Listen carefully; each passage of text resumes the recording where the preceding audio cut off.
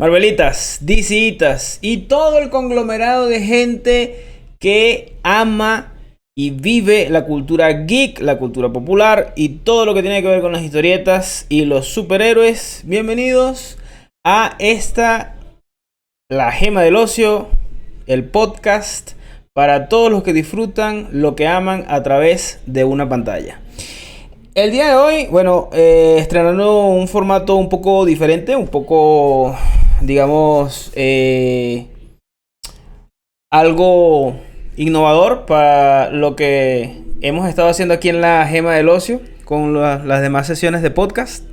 Y quise estrenar este nuevo formato porque ya vi Black Widow. Obviamente ya saben que tengo por allí, o tenemos aquí en La Gema del Ocio, nuestra reseña del último capítulo de Loki, que es una locura. O sea, de verdad, una muy buena serie, un muy buen capítulo final. Pero el día de hoy he querido hacer una reseña, estimo que no sea muy larga, porque realmente no hay mucho que comentar, salvo algunas cosas puntuales de Black Widow. Y he querido hacer esta reseña ya cuando ya tiene más de una semana, creo que 2 semanas que se estrenó la película. Porque, a ver, la he vuelto a ver, o sea, la he vuelto a ver un poco más con detalle, porque la primera vez que la vi desde el punto de vista del fanático, del Marvelita.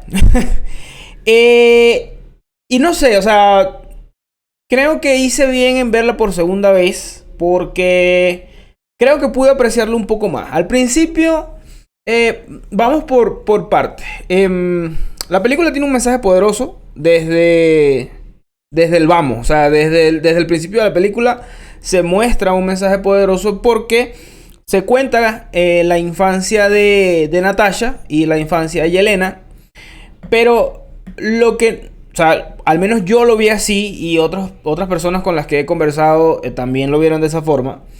El mensaje que tiene al principio es el de denunciar o hacer visible el hecho de que aún hoy en día no raptan a las niñas, no raptan a los niños para convertirlos en asesinos, o los convierten en un superhéroe, que, o sea, forman parte de algún proyecto que los convierte en superhéroes. No, o sea, aún hoy en día a los niños se les usa para tráfico infantil, tráfico de órganos, trata de blancas.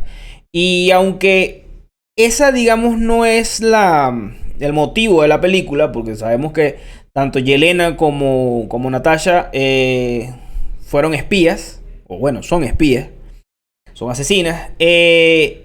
Esa no es la intención de las primeras escenas.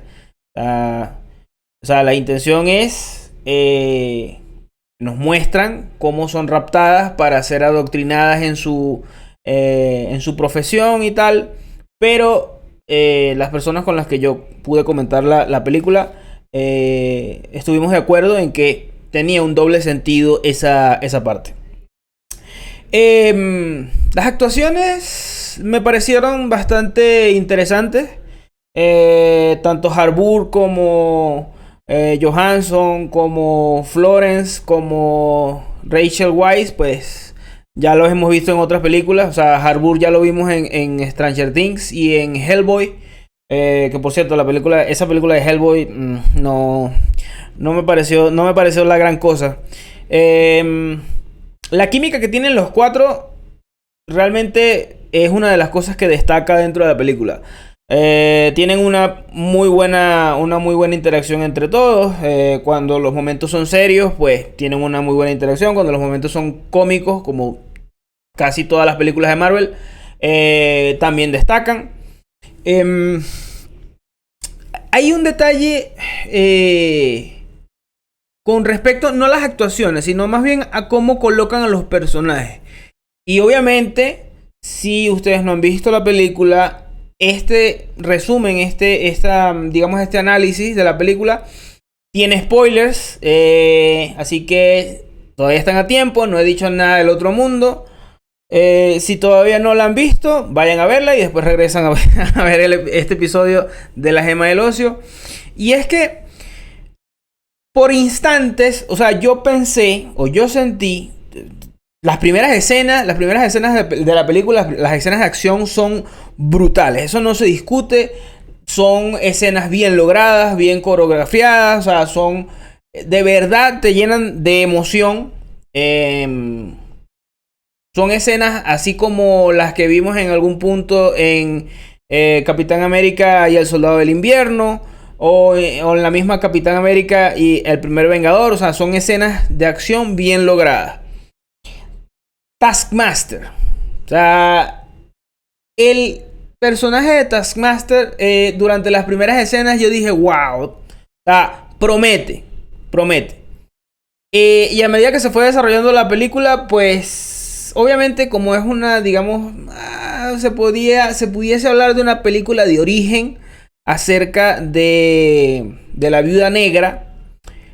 Pero para tener un enemigo como Taskmaster en esa película, para mí tuvo muy poca aparición. O sea, a ver, habían dos enemigos. Taskmaster, el propio Taskmaster y Greykov, que era el que manejaba a todo el ejército de viudas negras.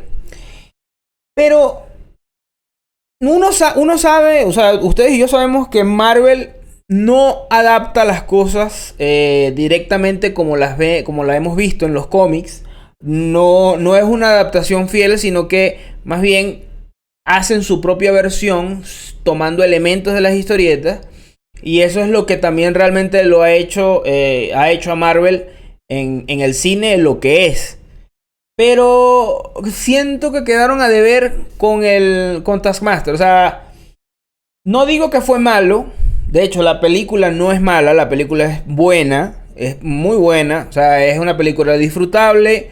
Es una película de acción que tiene también elementos de espías y tal. Pero no sé si es que estamos acostumbrados ya o venimos de estar acostumbrados a unos villanos que eran muy buenos. O sea, que eran, me refiero a la actuación, que eran villanos que dejaron la barra del villano muy alta. Y cuando vemos esto, no sé, al menos yo lo sentí así, no, como que no llenó los zapatos del villano. Y esa era una de las cosas que Marvel tenía en los inicios, o sea, en las primeras películas. Siempre quedaron a deber con el villano, porque era muy débil, porque era predecible lo que iba a pasar y todo esto. Iron Man 1 con Ironmonger. Sí, Ironmonger. Sí, o sea, ese plot twist ahí de que era llevadalla y tal, pero no se sentía tan fuerte. Cuando comparamos a Taskmaster con villanos como el Buitre en Spider-Man Homecoming o el mismo Misterio en la segunda película de Spider-Man,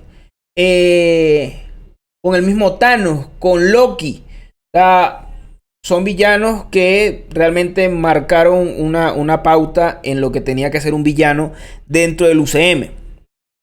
Entonces, Taskmaster, buenos movimientos y tal, pero siento que debieron darle un poquito más de personalidad al personaje. O sea, ojo, uno no es, digamos, crítico de cine, uno no es experto en cine. Pero siento que a Taskmaster se le pudo haber sacado un poco más de provecho. En las historietas, Taskmaster es uno de los hijos de más, más desgraciados que pueden haber en las historietas. Y una de las habilidades que tiene Taskmaster es que él es capaz de copiar las habilidades de otros superhéroes. De ahí a que en la película vimos que podía manejar el arco y la flecha, podía manejar el escudo, tenía garras de vibranium, todo esto haciendo guiño a Hawkeye, al Capitán América, a Pantera Negra. Y otra cosa, se vio. Bueno, el traje ya de por sí es una alegoría a Iron Man. Por todo lo que es capaz de hacer el traje, los reflejos, o sea, el combate mano a mano, el estilo de combate que es muy parecido al de Bucky Barnes, a Winter Soldier. Eso está bien, o sea, eso está perfecto, eso está genial. Pero la personalidad que tiene Taskmaster en las historietas dista mucho de la que vimos aquí, robótica, casi sin pensar por él mismo, porque, bueno, obviamente por todo el tema de que estaba siendo controlado y tal, pero no sé, siento que le pudieron haber dado otra vuelta de tornillo, otra vuelta de tuerca ahí con ese personaje. Para mí quedan a deber. Marvel aquí queda a deber con ese enemigo. Porque cuando vamos a analizar a Grey Cup, que es realmente digamos, el villano cerebral de la película, sí, o sea, es un maldito. O sea, eso no tiene excusa. Pero hay momentos de la película también que a ti te hacen, tú dices, yo creo que va a pasar esto. Y yo no sé si es de repente una maldición que tenemos nosotros los que hemos visto las películas y las analizamos desde otro punto de vista o desde varios puntos de vista, que ya casi es inevitable para nosotros que nuestro cerebro no empiece a idearse el guión o a idearse qué es lo que va a pasar y todo esto. Pero yo sentí la película también por partes un poco predecible. El momento en el que... los momentos más predecibles para mí fueron cuando Natasha analiza cómo puede hacer para acercarse a Grey Cup sin que las feromonas la afecten. Y yo, o sea, cuando yo vi esa escena, lo que pensé inmediatamente es que o se fracturaba la nariz o de alguna u otra forma, no sé, hacía otra cosa y entonces podía acercarse a él. Que de hecho, cuando a ella la están golpeando, yo dije, tiene sentido que se esté dejando golpear para ver si él mismo logra partirle la nariz y que no pueda sentir las feromonas, porque las feromonas era lo que evitaba que cualquiera, no solamente Natasha, sino cualquiera de las viudas negras, le pudiese hacer daño a Grey Cup en un despertar, en un momento de lucidez de las viudas y que lo puedan golpear. Pasó justamente lo que yo pensé. Yo dije, bueno, se partió la nariz ella misma. Bueno, predecible.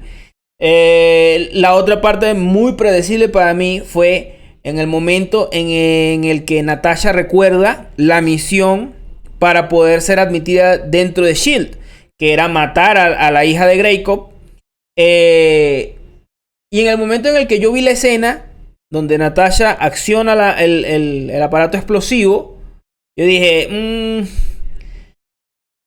puede ser que haya quedado viva y esta sea Taskmaster. Sorpresa más grande porque es que Taskmaster en ninguna parte de la película se había mostrado sin su casco, sin la armadura, sin nada. Y el momento revelador cuando Grey Cup no muestra emoción alguna cuando Natasha le está comentando lo de la muerte de su hija. Primero o sea, se podía pensar que, bueno, Grey Cup es un maldito, no creo que sienta una emoción ni siquiera por su hija y tal. Pero cuando se quita la máscara, cuando Taskmaster se quita el casco, tú dices, es una mujer. Ok, es la hija de Grey Cup. Y efectivamente, es la hija de Grey Cup. Entonces, así como que, ya, ok. Y ojo, esto no es un comentario del tipo, digamos, machista, ni nada por el estilo. Porque, bueno, ya dentro de Marvel han habido sus momentos inclusivos y todo esto. Parte de lo que es los momentos actuales que vivimos y tal. Unos se ven más forzados que otros, pero en lo particular, ese momento a mí me pareció así como que no lo vi tan forzado, pero también fue un poco flojo. Entonces, no sé qué, esa parte por lo menos a mí no me gustó. El otro mensaje que da la película y que a mí me parece uno de los mensajes más poderosos dentro de la película, que no se ve en lo absoluto forzado, sino que se ve que se construyó. O sea, se construyó para que algunas personas lo entendieran y lo vieran. Y es que el sentimiento o la... ¿Cómo llamarlo? El elemento de sororidad que hay dentro de la película. Porque, a ver, la viuda negra se enfrenta a Grey Cup. Grey Cup logra escapar, o sea, logra huir. Y manda a su ejército de viudas para que ataquen a Natasha. Natasha pelea con ella, se lleva una madriza, se lleva una coñiza enorme. Y bueno, Yelena la ayuda con los viales que tiene del suero. Las despiertan. Y muy a pesar de que no tuviesen una mente propia, de que no tuviesen una conciencia propia, ellas dicen, ¿qué hacemos? O sea, de alguna manera quieren ayudar a Natasha, pero Natasha les dice que se vayan y tal. Ya casi para terminar la película, cuando Natasha se ve que está a punto de morir, o sea, sí, que está a punto de morir, o que está a punto de que le pase algo muy malo, vemos cómo regresan las viudas negras. Ahí es a donde yo voy con el punto de la sororidad. Porque, a ver, si hablamos de momentos, digamos, inclusivos o de pensar en todo esto de nuestros tiempos actuales, la escena de Endgame donde se unen todas las heroínas, a mí me pareció muy forzada. Porque no es algo como, si ya vieron El Mandaloriano, la parte donde se unen las mujeres para hacerle frente a la guardia imperial. Ese momento, y de hecho, esto que estoy comentando, yo lo opino igual a un pana que también lo opinó, o sea, a un amigo que no se sintió forzado para nada. En cambio, lo de Endgame sí se vio, sí se sintió así como que, bueno, quieren su momento y tal. Aquí en esta película, no. O sea, aquí en esta película se sintió natural. Se sintió natural porque era el feeling que tenían las propias mujeres por ayudar a otra compañera. Que en este caso eran Yelena y Natasha. Y no solo eso, sino que o sea, porque es que ellas no tienen conocimiento, ellas no tienen conciencia de nada. Cuando Taskmaster, o sea, la hija de Grey Cup, Ana, logra despertar también a causa del vial, a causa del suero. Las viudas también le prestan apoyo a ella, o sea, la ayudan a ella, o sea, se la llevan como para empezar una nueva, no sé si una nueva vida, no sé si llamarlo así, pero para empezar de nuevo. Entonces, eso te habla del importante sentimiento de sororidad que se vivió en esas escenas o en la película en general. Detalles al final de la película. Bueno, Yelena le presta el chaleco verde. Y recordemos que esta película se lleva a cabo después de los sucesos de Civil War y antes de Infinity War. Y cuando hacemos memoria y recordamos las escenas de Infinity War donde estaba la viuda negra, Natasha llevaba un chaleco verde. Obviamente el chaleco que le había regalado Yelena. El otro aspecto importante, pues el aspecto de la familia. En algún momento llegué a pensar que iba a salir Toretto. Que iba a salir Toretto con algo de la familia. Porque en esa semana estuvo, y todavía están con el meme de Toretto de Rápidos y Furiosos con la familia. O sea, que la familia en todo momento, aunque sea falsa, es capaz de apoyarte. O sea, es capaz de apoyarse entre todos. Y bueno, o sea, Marvel siempre nos tiene acostumbrados a algún tipo de mensaje, como lo que ya comenté de la sororidad, lo de la familia.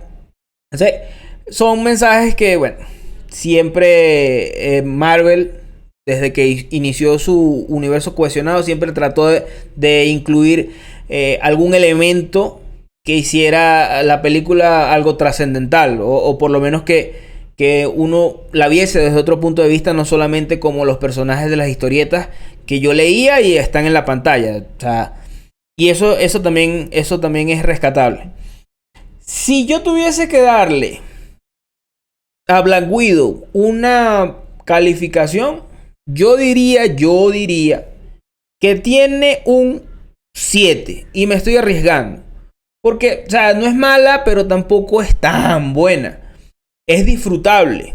Y lo otro que se pudo ver, o al menos lo que yo pienso que pasó, es que en su primer fin de semana rompió récord.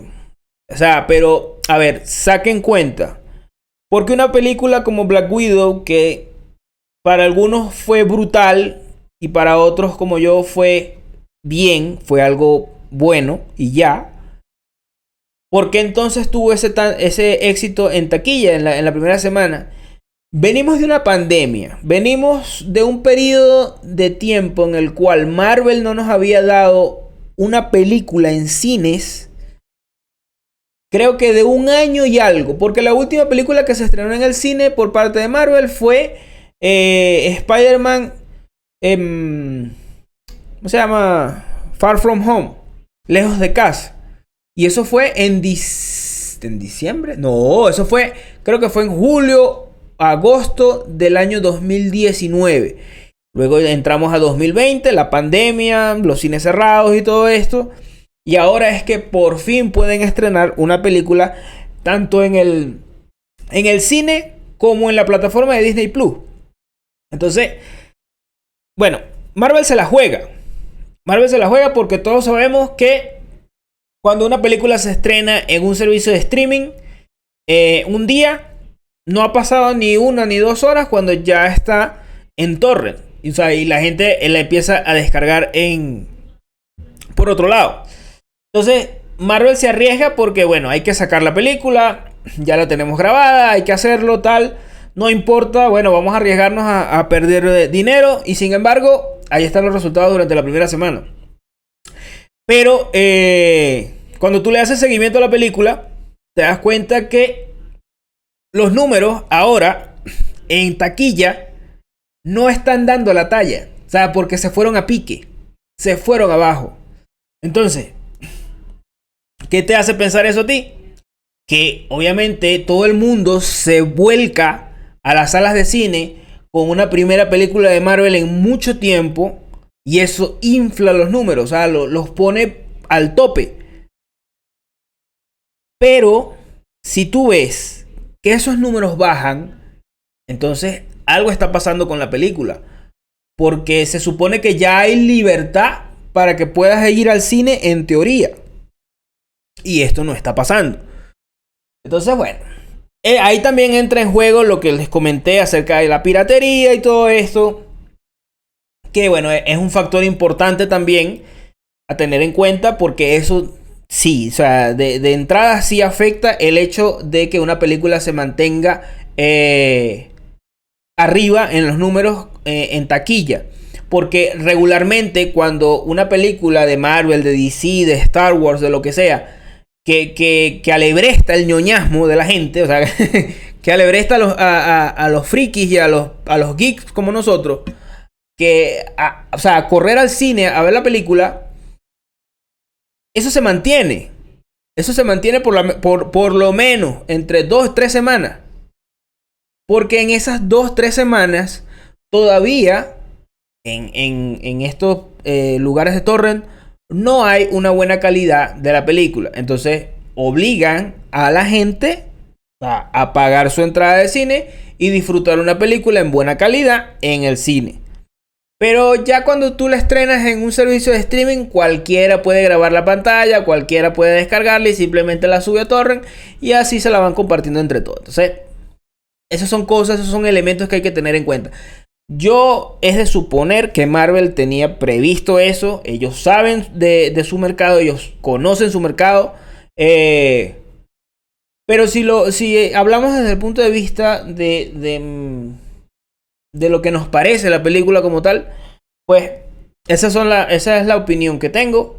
Y yo vuelvo a insistir, no se trata de que uno sea tan fanático de las historietas, tan Marvelita y tal, que todo tiene que ser al calco de las historietas. No, porque yo con Infinity War quedé muy conforme, con Endgame también quedé muy conforme. A mí me gustó Spider-Man, las dos películas de Spider-Man que han salido, a mí me han gustado porque le han dado un enfoque que, entre comillas, es más real que lo que se conoce en la fantasía de las historietas. Entonces, a mí esas películas, a mí me han gustado. Que no me parecen la vaina más grandiosa del mundo, sí. No, de verdad no me lo parecen. Pero son películas que se pueden disfrutar. Se pueden disfrutar. Una película que a mí me parezca mala de Marvel, Thor, la primera. Y Thor Dark World. Esas películas a mí no me gustan. Porque, o sea, no todo lo que saque Marvel me tiene que gustar. Y no te tiene que gustar a ti tampoco. O sea, tú puedes tener tu propia crítica. Pero bueno, esperemos que esto haya sido apenas un desliz.